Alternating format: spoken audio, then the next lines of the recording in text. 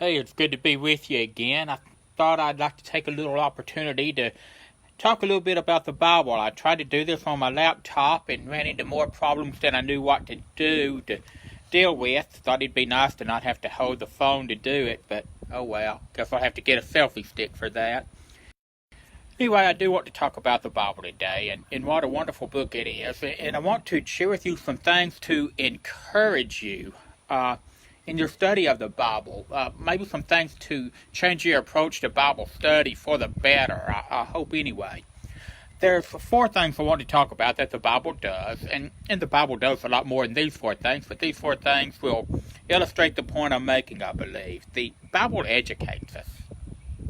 The Bible tells us about the complete history of man, and that means the good and the bad. It tells us about man. We read about man's creation in Genesis.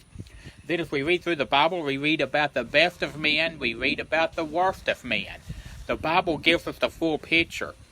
We understand in secular history that the history books are written by the winners, and you know, a lot of times winners are not necessarily good and didn't do necessarily all good things. But when they write the history books, they cover up the bad things they did and present themselves in the best light. You know what? The Bible doesn't do that. It shows man at his best and at his worst. The Bible also instructs us.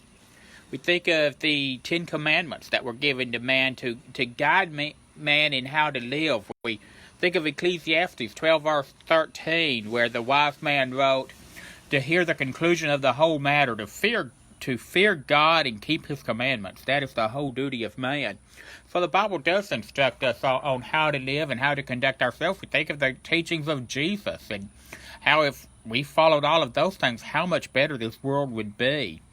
The Bible encourages us.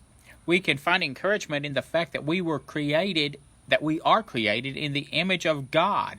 We can look to the 23rd Psalm and read then, as God is with us, even though we walk through the valley of shadow and death.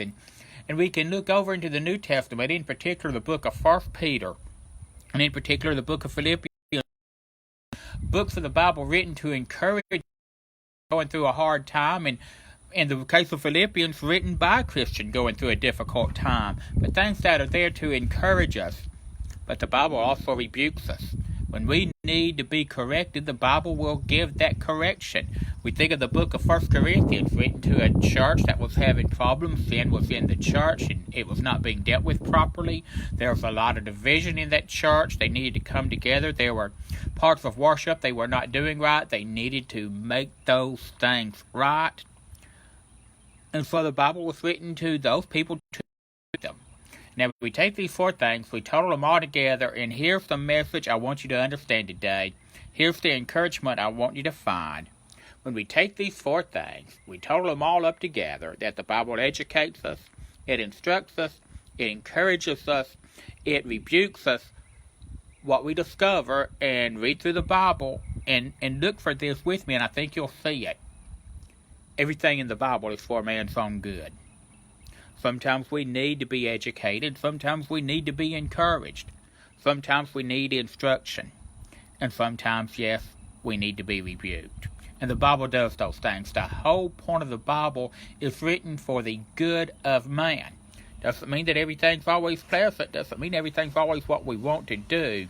But it's there for our good. Have that approach as you read through the Bible, and I encourage you to do so. And I invite you to worship with us at the Bearden Church of Christ. We meet at 745 Cedar Street in Bearden. We meet at 10 o'clock for Sunday morning Bible study, at 11 and 5 for Sunday morning worship services, and on Wednesday nights we meet at 6:30 for midweek Bible study. I invite you to come be a part of us. Thank you today for watching. Remember to study your Bible, and remember it is for our own good. Have a great day, everybody. Goodbye, and God bless.